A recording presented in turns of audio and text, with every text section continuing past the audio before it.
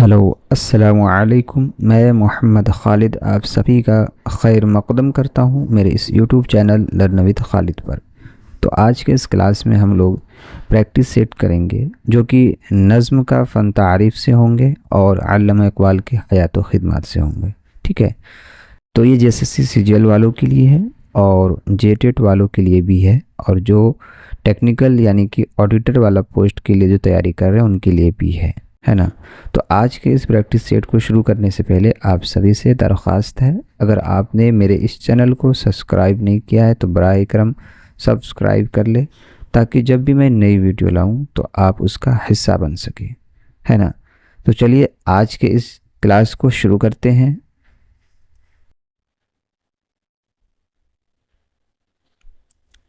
आप मुझे फॉलो कर लें इंस्टाग्राम से, टेलीग्राम से और व्हाट्सएप चैनल से भी, है ना। आप वहाँ पर सर्च करेंगे तो ये चैनल आ जाएगा, नहीं तो फिर आप मेरे डिस्क्रिप्शन में लिंक दिया गया है, वहाँ से भी आप कर सकते हैं। अगर ये वीडियो आपको अच्छी लगे तो लाइक कमेंट शेयर ज़रूर करें और सब्सक्राइब भी कर लें और बेल आइकन को भी प्रेस कर लीजिएगा, है ना जी। तो नज़्म के फ़न तारीफ़ और अल्लामा इक़बाल से मुताल्लिक़ सवालात हम लोग देखेंगे, जो कि आज का पहला सवाल होगा, नज़्म की तारीफ़ क्या है। ऑप्शन देखें, मंजूम इजहार या नसरी बयान या कहानी या मुकालमा। जी बताएं।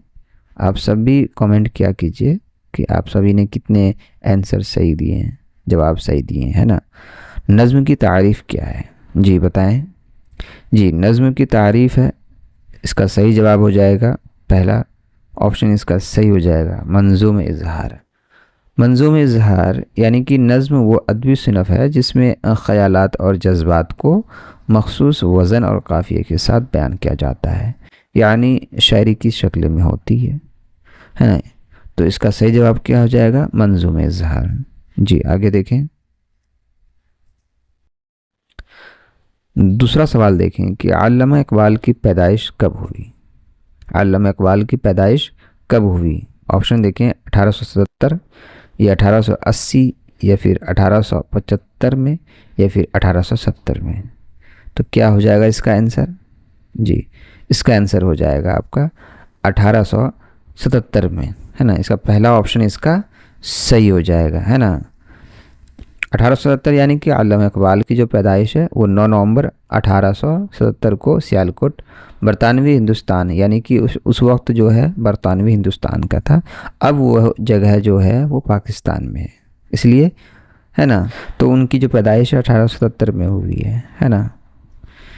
तीसरा सवाल देखें कि नज़्म और गज़ल में क्या फ़र्क है। नज़्म और गज़ल में क्या फ़र्क है। ऑप्शन देखें, मौजू या हैयत या रदीफ़ या किरदार।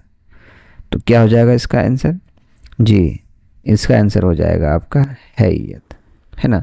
दूसरा ऑप्शन जो है इसका सही हो जाएगा। हैयत यानी कि नज़्म और गज़ल दोनों मुख्तलिफ हैयत की हामिल होती हैं, है ना। नज़्म और गज़ल जो है दोनों मुख्तलिफ हैयत की हामिल होती है।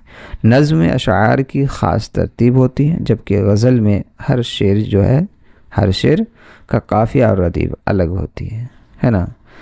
तो इसका सही जवाब क्या हो जाएगा, हैयत। जी आगे देखें। चौथा सवाल देखें कि इक़बाल का मशहूर मजमुआ कलाम बाग़-ए-दरा कब शाये हुआ, है ना। ऑप्शन देखें, 1924 या फिर 1930 में या फिर 1915 में या 1940 में। तो क्या हो जाएगा इसका आंसर, जी इसका आंसर हो जाएगा आपका 1915 में, है ना। तीसरा ऑप्शन इसका सही हो जाएगा। अल्लामा इक़बाल का जो मजमुआ कलाम है बाग़-ए-दरा पहली बार जो है 1924 में शाये हुआ, लेकिन यहाँ शाये होने की तारीख़ दी गई है जो कि दुरुस्त है ना, 1915 है ना। जी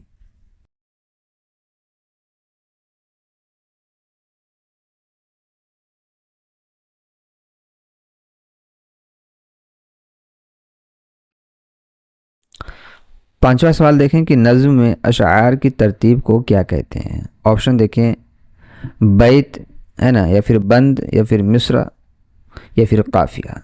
तो क्या हो जाएगा इसका आंसर, इसका आंसर हो जाएगा आपका बंद, है ना, जो कि दूसरा ऑप्शन इसका सही हो जाएगा। जी हाँ, दूसरा ऑप्शन इसका सही हो जाएगा, बंद।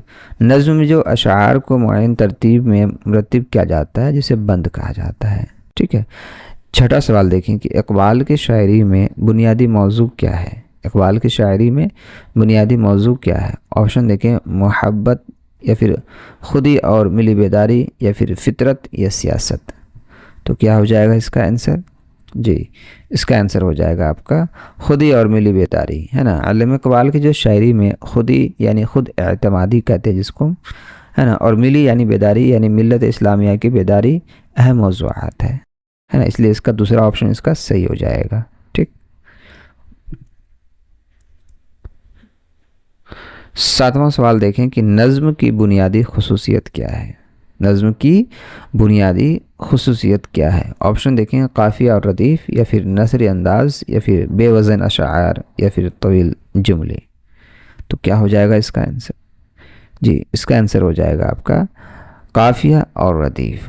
पहला ऑप्शन इसका सही हो जाएगा, है ना। नज़्म में अशार में काफ़िया और रदीफ़ की पाबंदी होती है जो उसे नस्र से मुमताज़ करती है ना, इसलिए इसका सही जवाब हो जाएगा काफ़िया और रदीफ़। आठवां सवाल देखें कि इकबाल की नज़्म लब पे आती है दुआ बन के तमन्ना मेरी किस मजमुए में शामिल है ना। ऑप्शन देखें, बाग़ दिरा या फिर बाल जिब्राइल या फिर अरमगान हिजाज या फिर ज़बूर अजम, है ना। तो क्या हो जाएगा इसका आंसर? जी, इसका आंसर हो जाएगा आपका बाग़ दिरा, है ना। बाग़ दिरा यानी पहला ऑप्शन इसका सही हो जाएगा, है ना, जो कि नज़्म जो है अल्लामा इकबाल के मजमुआ कलाम बाग़ दिरा में शामिल है ना। जी, आगे देखें। नवा सवाल देखें कि नज़्म में ख़यालात को किस अंदाज में पेश किया गया है। नज़्म में ख़यालात को किस अंदाज में पेश किया जाता है। ऑप्शन देखिए, नसरी अंदाज या मंजूम अंदाज या कहानी की सूरत में या फिर मुकालमे की शक्ल में। तो क्या हो जाएगा इसका आंसर? इसका आंसर हो जाएगा आपका मंजूम अंदाज, है ना, यानी कि नज़्म में ख़यालात और जज्बात का मंजूम अंदाज में पेश किया जाता है यानी शायरी की शक्ल में, है ना। जी, दूसरा ऑप्शन इसका सही हो जाएगा। 10वां सवाल देखें कि अल्लामा इकबाल को किस लक़ब से याद किया जाता है। अल्लामा इकबाल को किस लक़ब से याद किया जाता है। ऑप्शन देखें, शायर मशरिक़ या हकीमुल उम्मत या फिर दोनों या फिर सिर्फ शायर मशरिक़, है ना। तो क्या हो जाएगा इसका आंसर? जी, इसका आंसर हो जाएगा आपका दोनों, जो कि अल्लामा इकबाल को शायर मशरिक़ और हकीमुल उम्मत दोनों लक़बों से याद किया जाता है ना। तो इसका आंसर क्या हो जाएगा? तीसरा ऑप्शन इसका सही हो जाएगा। ठीक है।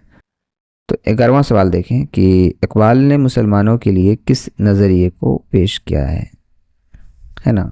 ऑप्शन देखें, कौम परस्ती या फिर वहदत इंसानियत या फिर दो कौमी नज़रिया या फिर सोशलिज्म, है ना। तो क्या हो जाएगा इसका आंसर? जी, बताएं इसका क्या आ जाएगा? दो कौमी नज़रिया, है ना। तीसरा ऑप्शन इसका सही हो जाएगा, दो कौमी नज़रिया, यानी कि अल्लामा इकबाल ने दो कौमी नज़रिया पेश किया जिसके तहत मुसलमानों और बंधुओं को अलग कौमी तस्वुर किया गया है ना। जी, तीसरा ऑप्शन इसका सही हो जाएगा, दो कौमी नज़रिया, है ना।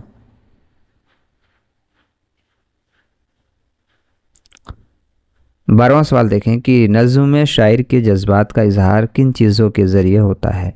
नज़्म में शायर के जज्बात का इजहार किन चीज़ों के ज़रिए होता है। ऑप्शन देखें, मुकालमात या अशार या मनाजिर या किरदार। तो क्या हो जाएगा इसका आंसर? इसका आंसर हो जाएगा आपका अशार, है ना। दूसरा ऑप्शन इसका सही हो जाएगा। नज़्म में शायर अपने जज्बात और ख़यालात का इजहार अशार के ज़रिए करता है। ठीक है। 13वां सवाल देखें कि अल्लामा इकबाल का मशहूर फ़ारसी मजमुआ कलाम कौन सा है। ऑप्शन देखें, इसरार खुदी या फिर क़याम मशरिक़ या फिर रमूज़ बेखुदी या फिर ज़बूर अजम, है ना। तो क्या हो जाएगा इसका आंसर? जी, बताएं इसका आंसर क्या होगा? इसरार खुदी, है ना। पहला ऑप्शन इसका सही हो जाएगा। अल्लामा इकबाल का मशहूर फ़ारसी मजमुआ कलाम इसरार खुदी है जो 1920 में शाया हुआ है ना। जी, आगे देखें। 14वां सवाल देखें कि नज़्म की कौन सी किस्म है जिसमें कुदरती मनाजिर का ज़िक्र होता है। ऑप्शन देखें कसीदा या फिर मसनवी या फिर मरसिया या फिर मनाजिर। तो क्या हो जाएगा इसका आंसर? इसका आंसर हो जाएगा आपका इसका आंसर हो जाएगा आपका मनाजिरा, है ना। चौथा ऑप्शन इसका सही हो जाएगा। कुदरती मनाजिर को बयान करने वाली नज़्म को मनाजिरा कहते हैं। ठीक है जी।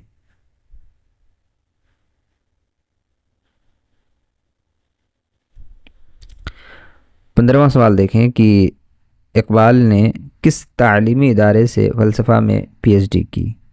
ऑप्शन देखें कैम्ब्रिज यूनिवर्सिटी या फिर ऑक्सफोर्ड यूनिवर्सिटी, है ना, या फिर हार्वर्ड यूनिवर्सिटी या फिर म्यूनिच यूनिवर्सिटी। तो इसका आंसर क्या हो जाएगा आपका?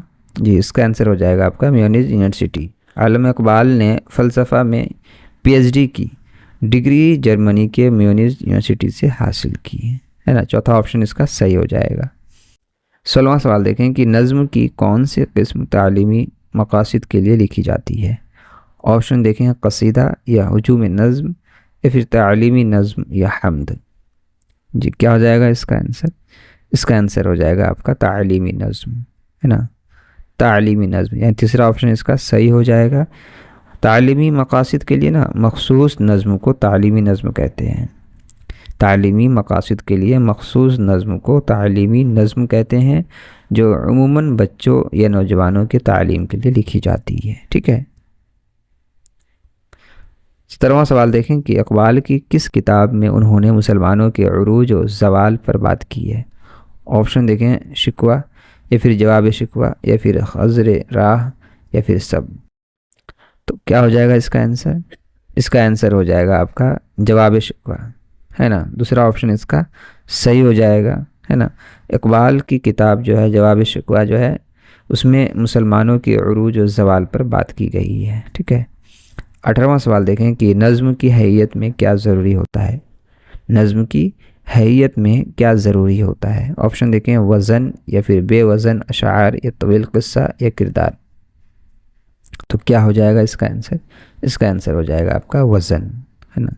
पहला ऑप्शन इसका सही हो जाएगा। नज़्म की हैयत में वज़न ज़रूरी होता है जो अशार के मायने, ताल और तरन्नुम को बरकरार रखता है। ठीक है। 19वां सवाल देखें कि इकबाल की शायरी में खुदी का तसव्वुर किन अशार में ज़्यादा मिलता है। ऑप्शन देखें बाल जिब्राइल या अरमगान हिजाज या बाग दिरा या फिर पयाम मशरिक़। तो क्या हो जाएगा इसका आंसर? इसका आंसर हो जाएगा आपका अरमगान हिजाज, है ना, अरमगान हिजाज, है ना। दूसरा ऑप्शन इसका सही हो जाएगा। इकबाल की शायरी में खुदी का तसव्वुर अरमगान हिजाज में बहुत नुमाया है। ठीक है। 20वां सवाल देखें कि अल्लामा इकबाल का इंतकाल कब हुआ। ऑप्शन देखें 1938 में या फिर 1940 में या फिर 1935 में या फिर 1932 में। तो क्या हो जाएगा इसका आंसर? इसका आंसर हो जाएगा आपका 1938 में। पहला ऑप्शन इसका सही हो जाएगा। अल्लामा इकबाल का जो इंतकाल है 21 अप्रैल 1938 को हुआ था, है ना। तो ये थे प्रैक्टिस सेट जो कि मैंने आज आप लोग को कराया है। इसको आप लोग अच्छी तरीके से देख लेंगे, है ना, रिवीजन करेंगे, एक नहीं दो दफ़ा करेंगे, है ना, तो आपको समझ में आ जाएगा। बाकी कहीं भी दिक्कत हो तो आप मुझे कमेंट करेंगे और मेरे इस चैनल को ज़रूर सब्सक्राइब कर लीजिए, है ना, ताकि जब भी मैं नई वीडियो लाऊंगा तो आप सबसे पहले देखेंगे। तो मिलते हैं अगली वीडियो में। अल्लाह हाफिज़।